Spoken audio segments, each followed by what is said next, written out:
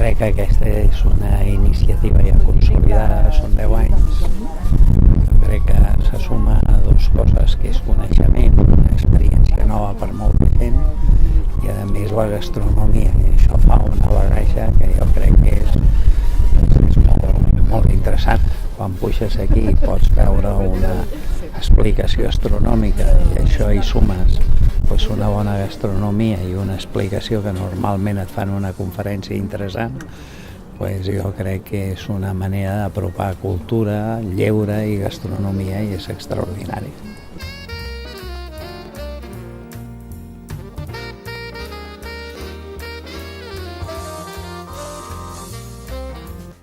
Jo crec que és molt interessant perquè combina l'aspecte gastronòmic, a més amb molta imaginació, amb els noms dels plats que es relacionen amb les estrelles, en un lloc fantàstic perquè hi ha una vista fenomenal, tant des d'allà on hem sopat, sobretot a la cúpula, i la llàstima és que no hàgim pogut veure els estels, que és la part potser més interessant, no?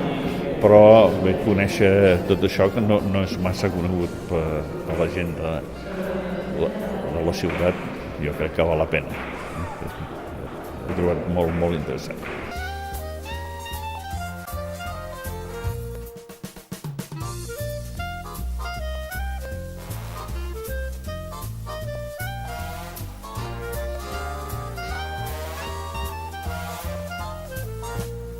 És una bona iniciativa de l'Acadèmia, que per cert complirà 250 anys. Aquesta és un dels actius importants de l'Acadèmia i val la pena que sigui coneguda.